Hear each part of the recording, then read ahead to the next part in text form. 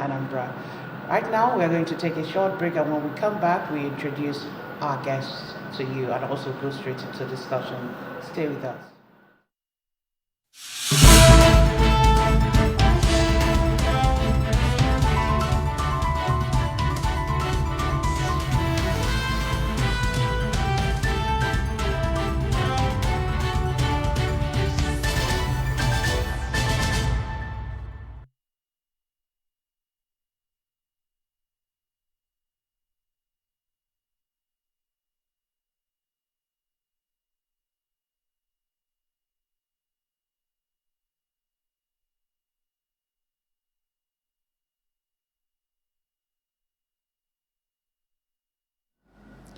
All right, you're welcome back to the show this morning, and we have with us today as our guest, we have Comrade Uzo Ekemesi.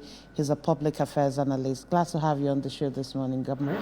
Yeah, a very good morning to them, Ajolo, my colleagues here, members of the crew, and viewers at home. It's a very good Monday morning. Just join us for us to see what we have in today's National Tabloid.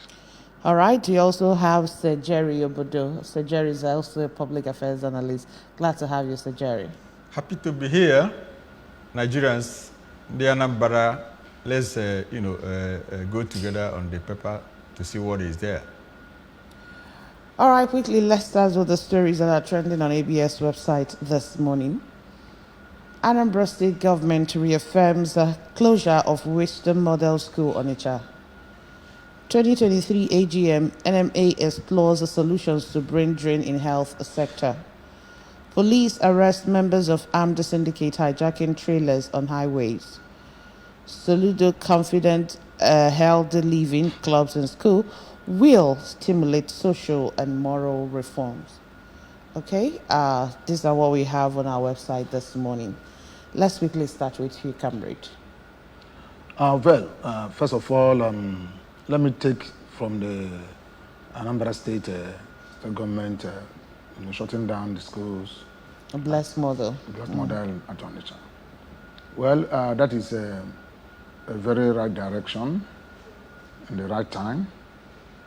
In as much as we encourage education, but we're not going to go into substandard, okay, of impacting this knowledge to the children.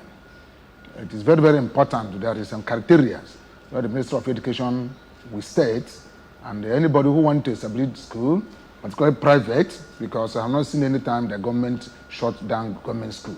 It's not been done, okay? Though most of them are not even meeting up to standard because of there's no proper, supervision and monitoring.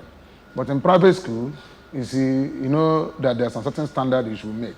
You cannot see the children sitting down in an unconducive environment for them to learn, because most of the proprietors are after profit oriented. Actually, there is something happened at that school. I know what I'm trying to. I know something happened there. Why government shut it down? Okay.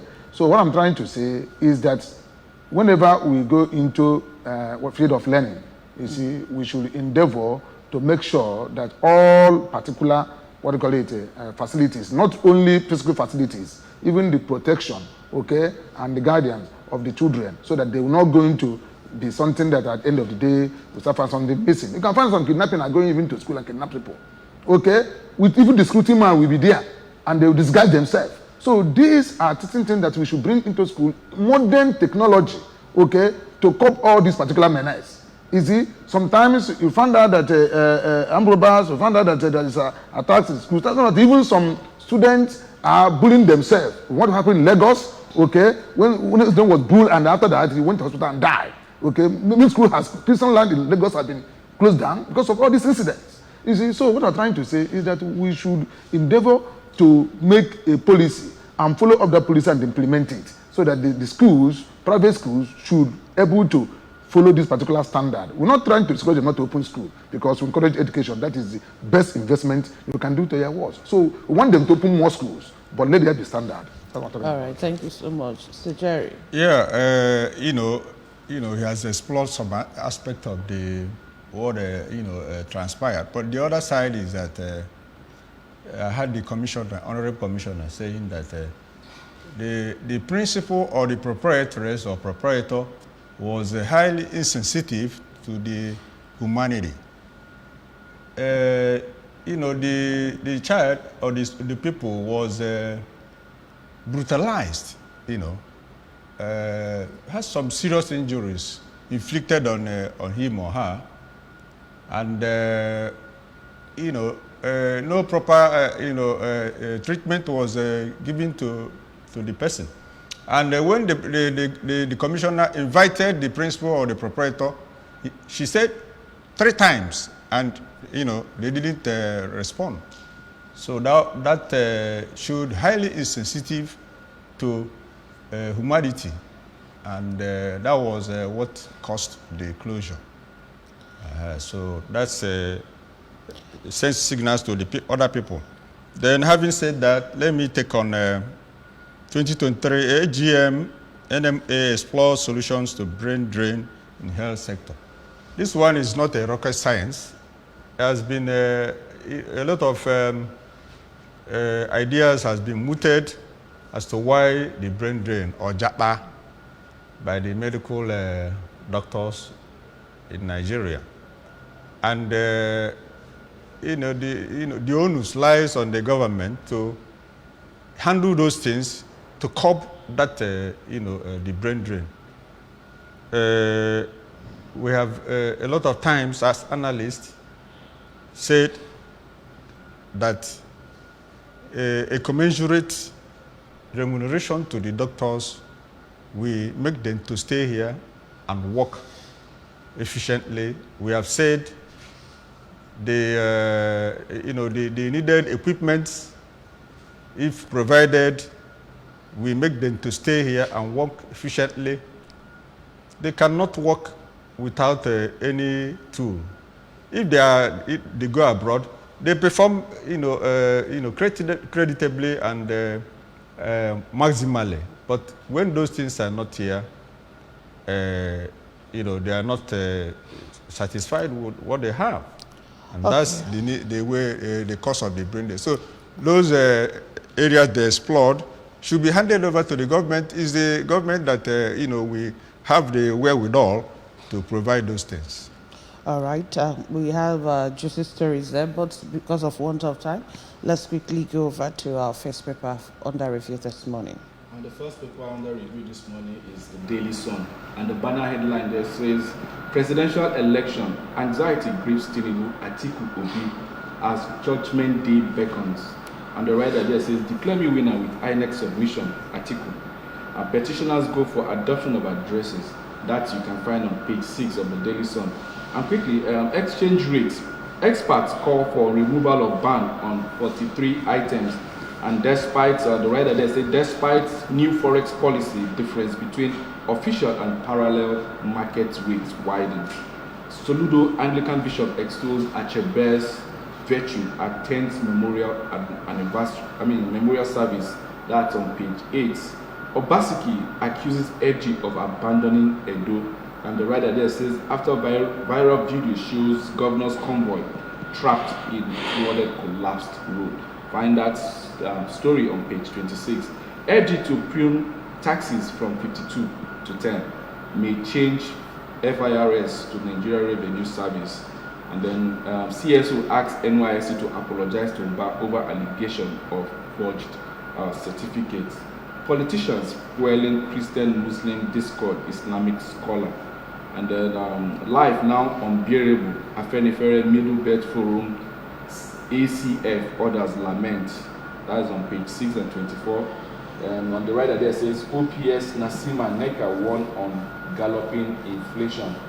And then we see, last but not the least, why I deserve re-election. Those of them, you can find that on page 27. And NSAS Lagos confirms mass burial for 103 victims, says no victims from Lekki toll gate. And quickly, the next paper, because of want of time, on the Daily Times. And then the banner headline says, State of Federal Rules. Government spits fire on federal government. Governors spit fire on federal government. Fuel price hike. How Lagos residents are coping with hardship. Badagry begging SWA lavish celebrations deep. Pensions fund assets may hit 19 trillion next year. Retirees blowout.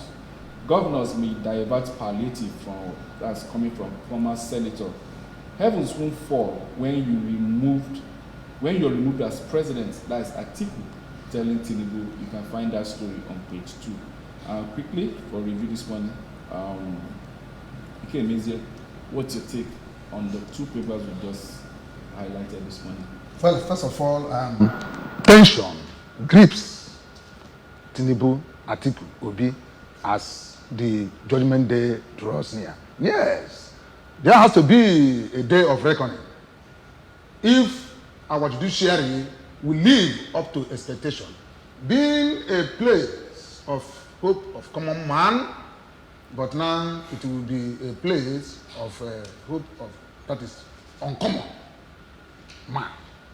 But all eyes is on the judiciary to salvage this particular content. First in history, it is not the first time that a president has been removed from the seat. It happened in Malawi. Okay, Peter was removed. Okay, Mutakutu was removed. It happened in Kenya. Okay, Uhuru Kenyatta was removed. It happened in Ukraine. Alexander Van der Stenko was removed. It happened in Austria. Okay, the president was removed. So it's not the first time that the president has been removed. But our judiciary, are they going to live up to expectation and deliver judgment without any bias? I found that some of them are saying that there is even pressure. Okay, it was alleged that Justice Ugo has resigned. It's alleged. It's alleged. In these examples, that It's alleged, was yes. it the court that removed? Yes. Supreme Court. They went to court. Election in Kenya. They went to court, It yes. happened. And In Kenya, in Africa here. there was no rerun. Yeah, the person was No. removed from the With the evidence before the court. Before the Yes, court. yes. Okay, it happened in Malawi, it happened in Kenya, it happened in Austria, it happened in Ukraine. Have heaven fall. Nigerians are just putting us into a jeopardy.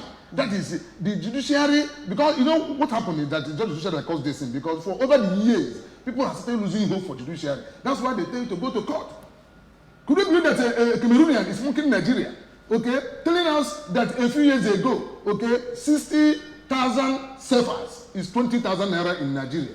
Okay, but we are only good in hijacking, copy and paste. But we didn't come to Cameroon, okay, to see a fine man that we should copy, or go to Kenya, or go to Uganda, okay, and see Museveni and copy them. Then we copy Rontin and paste. Is it within few months? Okay, a Cameroonian sefer, that's 15,000 sefer is 20,000 naira in Nigeria. Very soon, Nigerian currency will be lower than Indonesian rupees. And the telling us we will be able to copy and paste. Is it, but we didn't copy this one and paste. The travel to Cameroon now is like going to Europe. Before, it's like coming to Nigeria from Cameroon, it's going to Europe. That if you want, we can come, they have paper farm for us to employ us at that particular place. So what am I saying? Is that judiciary, please, all eyes on you, save this country from this. Somebody said that you won an election, you go to court. Now we are in the court now. Why is there pressure on this people? Tension is there. Okay, this person proved his case. Tinubu defend. Atiku prove his case. He defend. Okay, now judiciary should go into the merit of the matter, go to substance of the matter and not technicality. Okay, that's what I'm trying to urge them. So all eyes is on them. Nobody that said that he resigned. Nobody resigned because it's alleged. Okay, the person said that he didn't resign. So we want them to remain intact and deliver justice without looking face. Be you who. Nobody is more Nigerian than any Nigerians. Okay, and nobody that are going to now intimidate this country. We are born equal to end up equal. After all, our currency be naira. That is Igbo language. So. Jerry, live on Bearable, now on Bearable, that is Afenifere crying out, Middle Belt Forum, ACF and others lament. Are they speaking in one voice based on the Nigerian situation currently? Yeah, of course. It's as clear as crystal that hardship is very, very unbearable to the masses. To worsen the situation, the federal government now is still carrying with the idea of palliatives. First, they are saying that the 500 billion they marked is for 8,000 per month to the masses. 12 million households, they said. It's 8,000. That's what I said, 12 million Okay, households. 12 million, yes. Which is a drop in the ocean. And what is the statistics to show those that will get this money? You know, during the time of the past regime, they did the same. And the humanitarian minister was accused of using that palliative something to siphon billions of naira on behalf of his principal and herself. Then one would have thought that this palliative should not come into play at all. You know, I don't know what is really wrong with our people. You know, I call them rulers because leaders will always, like David of the old, they will think of what is good for the masses, not for themselves. You know, because this money is going to benefit a lot of them. How will it benefit the masses? One, instead of dashing this money, you know, the other time they say trader money and all that. What they should have done is, if they have the interest of the people, is one, share this money to the states, that they increase their FAC, retain some, increase the salaries of the workers. Their pay has been static for up to 10 years now. If you increase their salary, their husbands, their wives, they have children, they have extended family. That's dependent. That palliative we are talking of is there in their own purse, not dashing this money to unknown individuals. Secondly, when you have done that, you think of this fuel problem that you have now. How do I, bring it to a knot? Part of this subsidy money, if the refineries is more bond and cannot be put into a proper place again, since we have been hearing turnaround maintenance time for a long time, why not scrap it? With this money, you can get on a new refineries in the 6 geographical zones. When you have done that, plus that of the Dangote coming up on board, I can bet you that this fuel problem will be a thing of the past. By that way, you should have done something that will affect the lives of the masses, not dashing money. All right. Let me just do something to Quickly. what he said. Yes, you see, it is too appalling that when you talk about government, you see that it was 2014, the same Tinubu tells Jonathan that had betrayed Nigeria. You can't come and remove subsidy overnight. The same Tinubu was the person that comes in the inaugural speech and now said that subsidy had been removed overnight and it caused problem in this country. Now, bringing 500 billion, okay, to share for the poor masses, and out of that 500 billion, okay, you said that 12 million people will receive 8,000 naira per month. 12 million households. 12 million households receive 8,000. That is 96 billion. Okay, you're going to share for 12 million people. Then you are giving 70 billion to less than 500 persons, which is the National Assembly. You see, then you are giving 35 billion to the judiciary. Why? You see, giving them 70 billion. Those people that doesn't need money. Okay, you're giving them for them to be more richer, and those that are not having money should be more poorer. Okay, now I want to say Ariwari tweet that when they say that these statistics of starting this money, okay, 75% of them doesn't have means of identification. Okay, then 80% does not have any bank account. This is what we call statistics that is on the ground. There's no database, there's no template of sharing this money or whatever. You see, then and they say that the Northern will get more from this money because the level of poverty in North is higher. But now the Ariwa Twitter that normally when they said that somebody was contesting presidential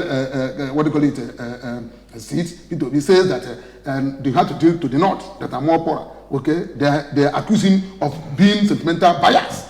I want them now to say this money will go higher to the north more than the south. You see, but that is, by the way, what I'm trying to say is to invest this money into revenue generating interest. Okay, so that people now will now get job. Okay, and now work. Refinery, you say that they're going to pay this in. Dangote has been monopolized. I want to see NNPC who tell us that they have direct purchase and direct sale. You see, what are the NNPC telling us? They say that the NNPC has been deregulation. That delegation shows that they're still going to now put the price. They're not about the component of this cost of the price. So we find out that Nigeria is at a mess. Double standards. Let us, because of our time. All right, let's the next paper for review this morning. Just to let you know that you can be part of the discussion ongoing in the studio this morning. All you need to do is just to dial the number displayed in front of your television set. We have the Punch and the Independent, Daily Independent newspaper, next on our chat this morning. Let's start with the Punch newspaper. Workers kick as governors borrow 2.2 trillion naira from banks. And we have riders. Governors' borrowing spree has left states poorer, pensioners, workers lament. Government must avoid short-term borrowing that may harm state finances, Don's warn. Senate gears up for ministerial screening awaits list this week. Dollar now 876 naira as forest shortage worsens. Ganduje intensifies lobby as North Central APC demand chairmanship slot. We have there NSAS 103 recovered bodies not Lekki Tollgate victims, says Lagos. NDIA seizes 3.7 billion naira tramadol at Lagos Airport. Ogun begins a probe as 8 die after alcohol bout. And then quickly, let's go over to the Daily Independent newspaper. Dollar shortage widens official black market rates gap. CBN willing buyer, willing seller plan has failed, analyst. Bayelsa Gibapo, APC chieftain plot to dump silver. Bandits invade former minister's residence, injure security guards. Afenifere asks Tinubu to seek debt relief, cut public officers' emolument. Experts urge caution as CBN holds MPC meeting without Emefiele. Bargain hunting in Tier 1 banks pushes equity market up to 3.9%. Startups use CBN over regulations in customers' social media handles. Drug lord arrested while giving mule 93 cocaine wraps forced to swallow. Shetima attends a Food African Summit in Rome and Russia. And then finally, we have Abuja Airport to enforce new toll fare August 1. Let's start with this story in front of the Daily Independent. Afenifere asking Tinubu to seek debt relief and also cut public officers' emolument. How do you want Tinubu to seek debt relief where he started borrowing from the first day? It's not the National Assembly that passed that thing for you to borrow 500 billion, okay? And now going to now share it to them. Because they have become an, what do you call it, a place of hallelujah boys. A political, what do you call it, I can say, scavengers, okay? The political hallelujah boys whose their duty or their job is to serve dinner at the table of the executive. And that's why you can see how they sponsored Akpabio, who did not even won primary, and Lawan, who did not even contest primary, and he was a state president today. You see, what they expect from them? You see, you say want to debt relief, what happened to Abacha loot? They are looting the looted loot, and that is what it is. You see, what happened to all those money that they recovered?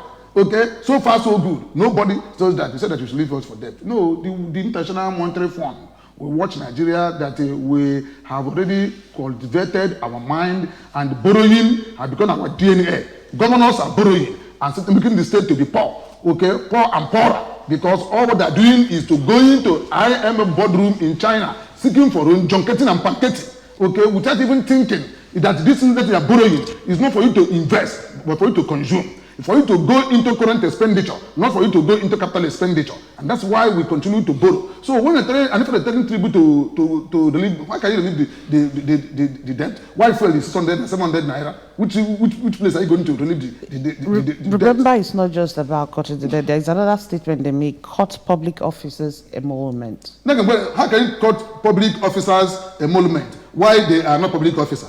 Their tenure is there if you can be there 8 years. Okay, other one will be 4 years. That they can cut their own. President should not even take in anything. He can raise the salary to be even 70,000 naira if you want to serve. Okay, in a country, in advanced country, okay, any particular position, senatorial, Congress and all these things, it is a part-time job. They don't even go into for them to go there and make money. They go there to serve people. But now we want people to serve you. Let them cut ministers. Okay, how much is a minister? How much is his PAs taking? How much is SA taking? How much all this is taking? You say public officer. All you are of public them, officer. all of them are public That's officers. that's the area they are You going. have said that all these appointments, Political they should cut their emolument. That's what Okay, they meant. Tinubu is going with 150 convoy. Tell me where it can happen in overseas. You tell me that a Netherlands, diplomacy in Netherlands is going with bicycle, a bicycle, drive bicycle. Cost of fueling. Okay, and be free to walk in the street. But now 150 vehicles, you fuel them. The cost of governance. Okay, you can't cut cost of governance, and you're telling me that you should go to public servant like you, Angelo, and they say the woman that is here that are being paid, even your salary is supposed to be increased over the years, as my friend said here, for 10 years it has been increased. You're telling me that you should cut the moment of public servant. So what I'm trying to say, I'm afraid that I'm telling Tinubu this. When you talk about that our highway is on a death trap, not even death trap, it's a fish pond. Go to highways. People are fishing from there because all those water is there, fish is there, and I see children fishing with hook and trade. It's happening in Nigeria. This thing. So what are we trying to say? The government that is now in position does not plan to rule. They don't come to govern. They don't have any template. They just only want to come and take the power by force, snatch it, grab it, and run away with it. It's not a la carte, as he says. And that's why this is happening now. So let us not start to cry. After all, Buhari said that we should miss him, and I'm missing him now. People say that fuel is 225 naira, now it stands 3. So what are we trying to say? Thank you. Let me All come in there. You know, what they really meant there, like a Labour Party presidential candidate, Muted, is he always said, cost of governance is so high, and that's why people are killing people to get there, you know, because they know it's very juicy, but it shouldn't be that way. You know, like you rightly pointed out, in advanced climes is a part-time, and in some other places is a small emolument that will make you to know that what you are going there to do is to serve the people and, you know, make the standard of their living to be high, you know. So, but here in Nigeria, you know, you just there to grab, make money and all that, you know. So it shouldn't be that way. You know, I doubt if the current government will do that, except the man who is propagating such that will come in. We think of cutting down the cost of the governance, especially these political appointees. You know, so many PAs, SSAs, and all that are taking the money that should have gone into some of that, and also not a consumption-prone country, but, you know, a production-prone country. That's the way to go if you want to have employment for our people. You know, reduce the cost of products, finished products in the market and all that. So that's the way to go. Also, I want to talk of this mass burial that the Lagos State government is tinkering with. I think some of our rulers, you know, I think they're still, you know, analog, you know. In this present time, when such a accident or incident happened, and what you needed to do is to deposit them at the morgue, and you know, they are from families, right? Why don't you call for identification of the corpses so that people will come and pick them and, you know, give them the necessary befitting burial, and those that were not claimed by their people, you have a way of finding out. You have a DNA and all that. to ascertain it. Also, they are not sincere too. How can he say something that happened in Lekki, toll gate, that none of the bodies, 103, was recovered from there, that they were recovered from other parts of Lagos State? They are not sincere. This incident happened in Lekki toll gate, so the bodies are recovered from there. It's just that shying away from saying that the incident happened there, that shooting, and the people were killed. They are very analog and very insincere. All right, thank you. Let's go quickly to the next papers that we have for review this morning. That's the Nation newspaper. And the banner headline that says, APC NEC to ratify Ganduje Pissarro as chairman secretary. And right there says, party caucus endorses choices. Why Adamu Omishori had to go by Lukman. And then we have Court of Appeal, e-transmission of results not mandatory. That's what you're seeing there. Markets await monetary direction from CBN's NPC. And the rider there says, Forex interest rate inflation on agenda of Apex Bank's first post Buhari Pali. And then we have NSAS, nobody taken from toll gate, says Lagos government. We just talked about that. Nigerian equities underperformed global stocks with 1.3 trillion gain. Shetima in Rome for Global Food Security Summit. IMF forecasts a weak growth inflation surge next year. And then we also have a revenue windfall, our expectations from governors by South-South leaders. Why a deserved re-election that's coming from Uzodinma? Many fear dead or fire. For joining police, my lover left me, says acting IG. And then we have The Guardian next. From prison to correctional center, what has changed? 105 days of sit-at-home. Southeast loses 7.6 trillion productivity investment to agitation in 2 years. You'll find the rest of that story on page 6 of the Guardian newspaper. APC National Working Committee, Lukman locks horns over party's chairmanship and discordant tunes over elongation of judges' tenure in office. And Lagos flares rumored burial of NSAS victims. And quickly, the last but not the least paper for review this morning is the Tribune. And the banner headline, still talking on the NSAS, Lagos plans burial for 103 bodies. Government says victims not from Lekki toll gate. Volatility in foreign exchange markets unsettling. That's coming from CPPE. MPC economists warn against further increase in benchmark interest rates. And NDLEA arrests drug lord in Lagos hotel.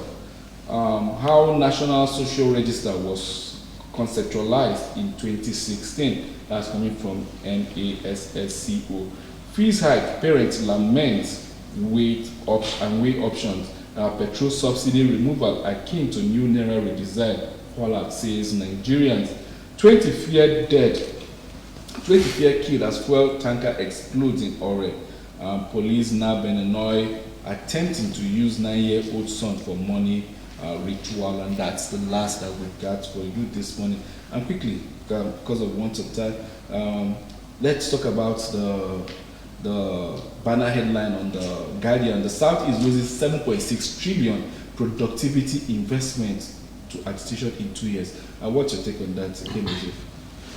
Well, I will take two things quickly. First of all, as you said, South is losing 7.6 trillion in 2 years over agitators. You see, it's an indicator, okay, that the South is, you see, are the economic hub of this particular country, Nigeria. Which to say that, you see, mind you that it's not only the business that are domiciled in the Southeast, because wherever you go in this country, all over the place, the Igbos are more Nigerian than any Nigerians, because nobody will come here to invest, okay, and build his house or whatever industry. But you go to Lagos, okay, and everyone is there. You go to Kano, is there. Even if you do a business in Lagos, you bring it down to East here, okay, that's why the movement of these things up and down, okay, affects the economy of the Southeast, because the most of the consumers, the most of the producers, okay, are domiciled in this particular place. Because you can see some people coming from come to buy textiles, to buy clothes from Malaysia and go back there. Okay, people from other places and coming down here because of the way that the business is driven in this particular place. After all, Onitsha was regarded as the most populous market in West African region. So now, if this thing has been done for 2 years, this is an estimate because I expect that it's going to be more than that. And that's what we're trying to say. This us, okay, that there is a way we do things, okay, it's going to now affect us. You see, that's the way we can naturalize things, then we're going to achieve results. You see, when we are telling people to not fill in the seat at home or whatever, the thing that is for anything, it's not doing good to any of us here. You see, why should we be there and certain people to cause this in killings, maybe kidnapping, in service? That person is not a friend of this particular region. So we want our people to come out and stop all these things. Let us continue to grow our economy. Then coming to the issue of appeal saying that the e-transmission is not mandatory. You see, I want to tell them, yes, in as much as I'm a legal luminary, okay, I believe that to some extent, it's not mandatory, okay, when you don't say you're going to use it. Section 60, sub 1, empowers INEC to make its own regulation. And the INEC regulation and guideline say they're going to do result e-transmission. So when you make a law and you fail in a law, you are shot yourself on foot. So it's not mandatory. If you say, I don't want to use it, I will use it. So I want to tell appeal court, those people that say that the INEC say they are going to transmit result electronically and in real time. It is in their regulation. And that regulation is their law. And the law import them from section 60, sub 1 of the Constitution. Okay, just quickly before we go, Sir Jerry, let's talk about this fees hike. The increased tuition fee in unity schools, and some private schools have also increased their tuition fee, and now parents are lamenting because we are talking about how we can cushion the effect of this removal of subsidy, and here we are having increment in tuition fees that will be paid by these same parents that their salaries have been starting, just like you mentioned. Yeah. It's really, really, unfortunate that and very, very untimely, very, very insensitive, because you are aggravating the already worse situation. You have to have a little, mercy on the people that you have, because, you have pushed them to the wall. Putting more of these, hikes, I can tell you that it's not easy at all. The masses are suffering. So, like they tinkered with the idea of the electricity tariff being increased, we said let them tarry a while, let them suffer for the fuel wahala and all that. So, those increases should be stopped for now. Let's see how the cushioning effect of the fuel wahala will go before any other thing. And as a matter of fact, the government, the federal government, they are not masses friendly, I can tell you. So let them stop increasing any further increments, because people are suffering. There's too much hardship in the country. Okay. We want to say a very big thank you to both of you for joining us today. We really don't have time again. Our time is fast spent. We want to say a very big thank you to you, Comrade Uzo Ekemeze, for being here today. Yeah, thank you for having me, members of the group of ABS. Please, finally, judiciary, return that 36 billion to Tinubu and seek for your independence. Legislators, return that 70 billion and don't legislate us into poverty. Thank you very much. And also to you, Sir Jerry, thank you so much for joining us on Press Review this morning. Thanks for having me here, the men of the crew and the moderators. I'm happy to be here and joining my colleague here. Judiciary should do the needful. Don't look at anybody's face. No matter whose ox is God, all right. We want judgment, fair judgment. Well, that's it on Press Review this morning. Thank you so much for being part of it. My name is Chidinma Oranwa. And I'm Adjuntubu Okabwe saying thanks.